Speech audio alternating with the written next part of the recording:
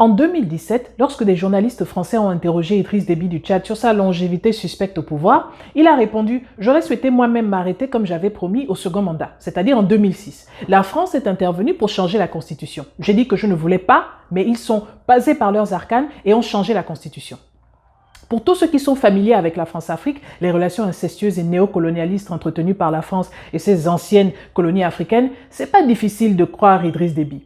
Par contre, on peut se demander pourquoi il a obtempéré. Est-ce que c'est la peur? Est-ce que c'est la corruption? Après tout, on sait comment la dictature française en Afrique fonctionne. Tu obéis ou tu meurs ou c'est la CPI. Mais tu veux vraiment nous dire qu'on t'a forcé à rester président à vie? Donc ils ont soulevé ton corps pour le mettre à la présidence? Et il n'y a pas qu'Idriss Déby. Plusieurs leaders africains sont soumis à la France alors même que ça va contre les intérêts de leur peuple, de leur pays, de leur continent.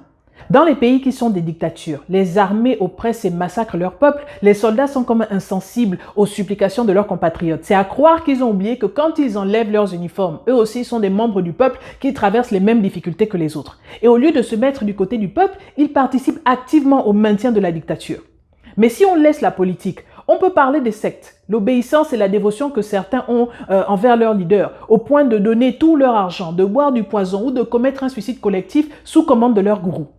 Ça semble étrange et on est tenté de se dire qu'il y a un problème avec les autres, que c'est leur personnalité, que c'est des maboules, qu'ils sont mauvais, qu'ils n'ont pas de moralité, ils n'ont pas de force mentale. Moi, à leur place, j'aurais réagi différemment. Moi, j'aurais dit non, je ne serais pas tombé dans le piège.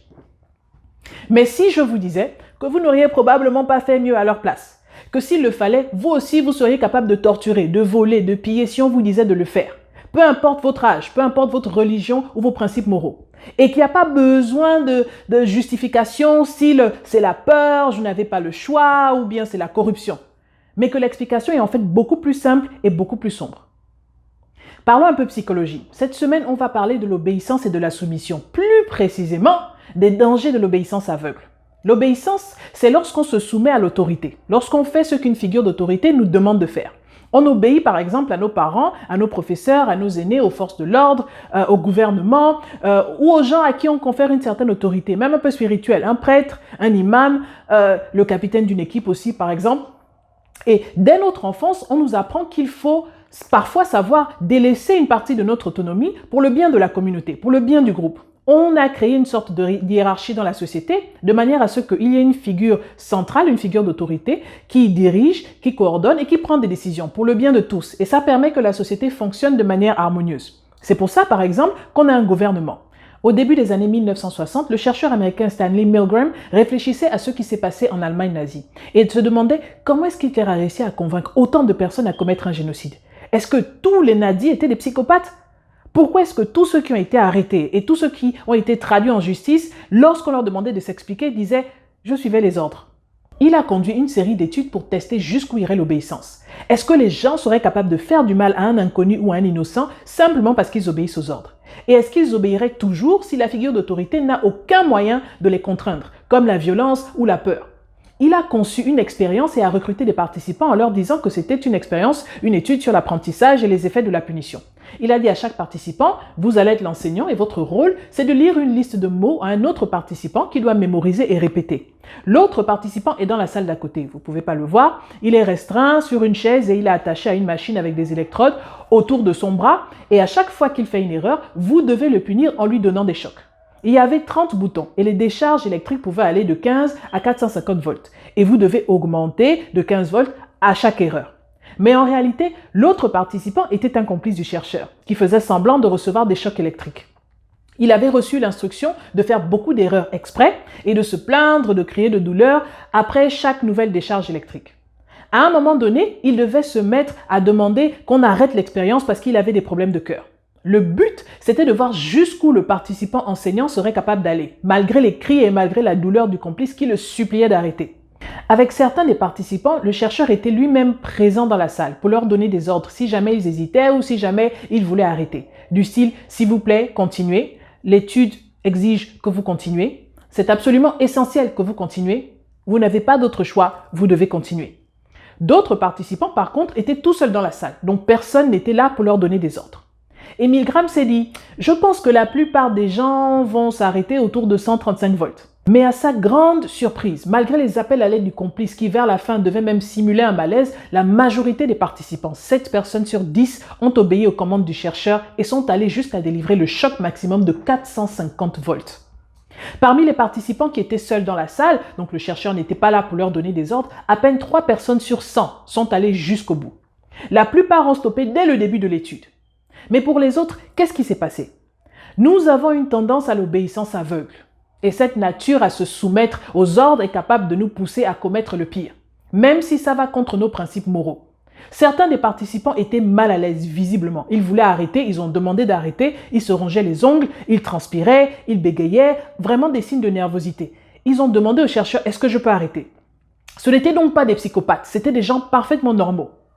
Ok, d'accord, mais dans ce cas, pourquoi obéir?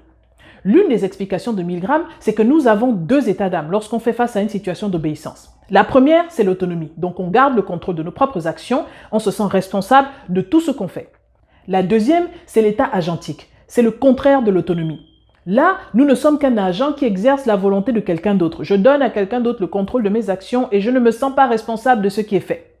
Les 7 personnes sur 10 qui ont obéi étaient en fait dans un état agentique. Elles sont allées jusqu'au bout parce qu'elles se sont dit « Ah, c'est pas moi, je ne fais que ce que le chercheur me demande de faire. Je ne suis pas responsable de ce qui arrive. L'autre participant là-bas, c'est pas mon problème. » Surtout que, 1, le chercheur sait ce qu'il fait. Après tout, c'est un scientifique. Moi, je ne connais pas la loi, je ne sais pas si tout ça là c'est autorisé. Et 2, s'il y a un problème, c'est lui qui va assumer. Moi, je n'ai fait qu'exécuter. C'est lui qui va assumer les conséquences. C'est d'autant plus difficile d'arrêter que je suis déjà engagé. J'ai accepté de participer. J'aurais l'air de quelqu'un qui n'est pas fiable si je reviens sur ma décision. Et je dis non, je ne veux plus. Mais surtout, ce serait incohérent. Le chercheur a utilisé la méthode du pied dans la porte parce que je commence par délivrer des petits chocs de 15 volts et au fur et à mesure, j'augmente. Donc à la fin, je me sens pris au piège et je me dis mais depuis tout à l'heure, j'ai déjà commencé. Tant qu'à faire, je continue.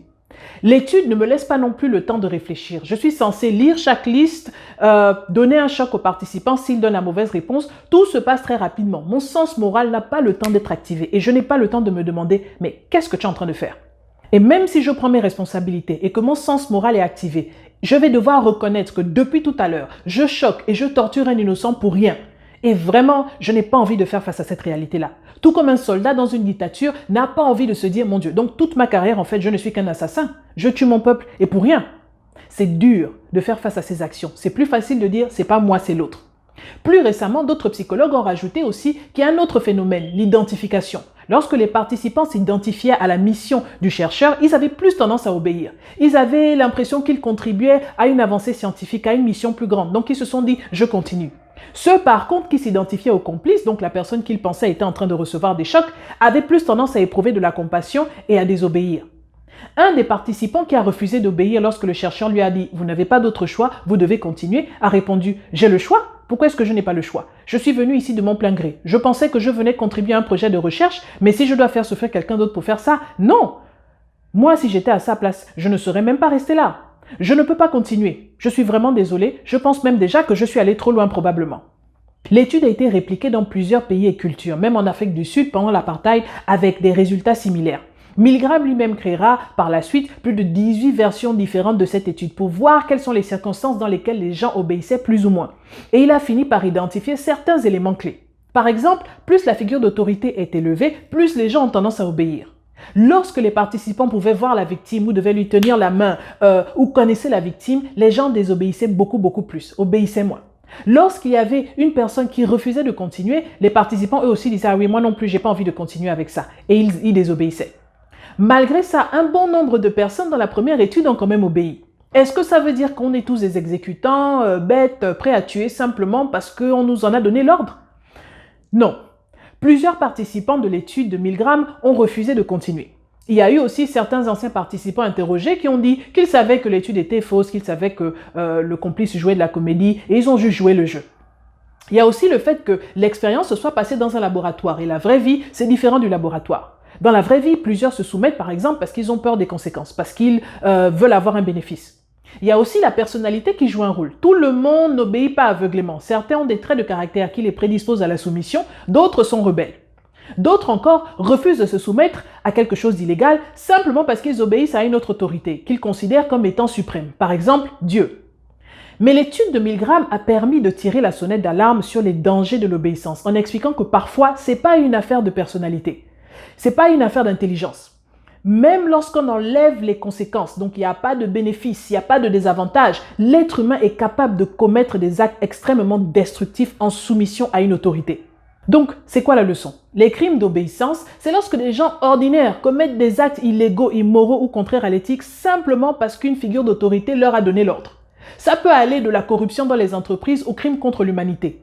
L'obéissance se fiche de la volonté, se fiche de la moralité et de la personnalité individuelle. Parce que par définition, on se soumet à la volonté de l'autre et on le laisse décider de ce qui est bon ou de ce qui est mauvais. Maintenant, au lieu de se dire « Ah non, non, non, moi quand même pas », il nous faut tous faire attention et reconnaître que nous pouvons tous être victimes. Comment éviter de tomber dans le piège de l'obéissance aveugle? D'après les recommandations des psychologues, il faut 1. Questionner la légitimité de toute autorité. C'est d'autant plus important que dans les dictatures, le régime en place est souvent là après une fraude électorale. Et même si le régime est légitime, ça ne lui donne pas le droit de tirer sur son peuple. Deuxièmement, il faut prendre responsabilité pour nos actions, faire appel à notre sens moral et nous demander est-ce que je suis d'accord avec ce qui se passe? Et si je ne le suis pas, pourquoi est-ce que j'obéirai? Troisièmement, il ne faut pas se laisser coincer par un sens d'engagement. Ne pas se dire je suis déjà là, j'ai déjà dit oui, j'ai déjà commencé. On a le droit de revenir sur sa décision et il ne faut pas avoir peur de confronter ses propres erreurs.